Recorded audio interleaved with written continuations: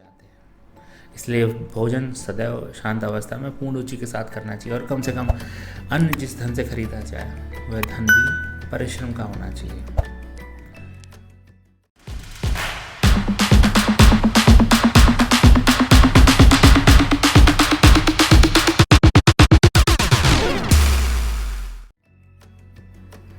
दोस्तों, एक बार एक ऋषि ने सोचा कि लोग गंगा जी में पाप धोने जाते हैं। इसका मतलब ये हुआ कि सारे पाप गंगा में समा गए और गंगा भी पापी हो गई। और अब उन पापों का क्या हुआ? गंगा क्या पापी बनी नहीं? उन पापों का क्या गंगा जी ने क्या किया और वो किस तरीके से निर्मल कही जाती हैं? उन्होंने ये बात जानने के लिए तपस्या करी। तपस्या करने के फलस्वरूप देवता प्रकट हुए और उन्होंने ऋषि ने उन देवता से पूछा कि हे भगवान, जो पाप गंगा जी में धोया जाता है वह पाप कहाँ जाता है? भगवान ने कहा चलो गंगा जी से पूछते हैं। वे दोनों लोग गंगा के पास गए। उन्होंने कहा हे गंगे, जब सभी व्यक्ति तुम्हारे यहाँ पाप धोते हैं इसका मतलब आप भी पापी हुई। गंगा ने कहा मैं क्यों पापी हुई? मैं तो सारे पापों को ले जाकर समुद्र को अर्पित कर देती हूँ। अब वे लोग समुद्र के पास गए। उन्होंने कहा हे सागर, हे समुद्र, गंगा जो पाप आपको अर्पित कर देती है इसका मतलब आप ही पापी हुए। समुद्र ने कहा मैं क्यों पापी हुआ? मैं तो सारे पापों को भाप बनाकर बादल बना देता हूँ और वो उड़ जाते हैं।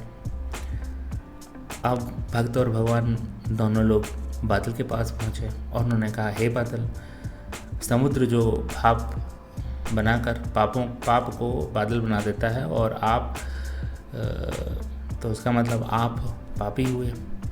बादलों ने कहा मैं क्यों पापी हुआ? भले ही मैंने सारे बादलों में पाप को छुपा लिया, लेकिन मैं तो सारे पापों को वापस पानी बरसाकर धरती पर भेज देता हूँ, जिससे कि अन्न पचता है और जिसको मानव खाता है। उस अन्न में से जो अन्न जिस मानसिक स्थिति में उगाया जाता है और जिस वृत्ति से प्राप्त किया जाता है तथा जिस मानसिक अवस्था में खाया जाता है उसी अनुसार मानव की मानसिकता बनती है। इसलिए कहा जाता है जैसा खाए अन्न वैसा बनता मन।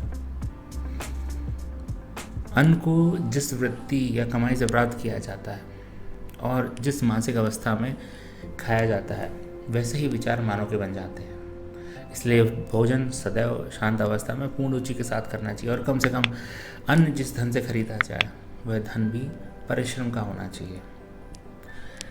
छोटी सी कहानी हमें ये ज्ञान देती है कि धन और आपका जो मानसिकता है सात्विक होनी चाहिए और असात्विक या राजसिक या तामसिक प्रवृत्तियाँ उसी प्रकार की मानसिकता को जन्म देती हैं।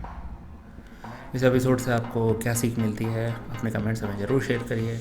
ऐसी सिंह अगले एपिसोड में आपसे फिर मिलता हूँ। तब तक के लिए स्वास्थ्य।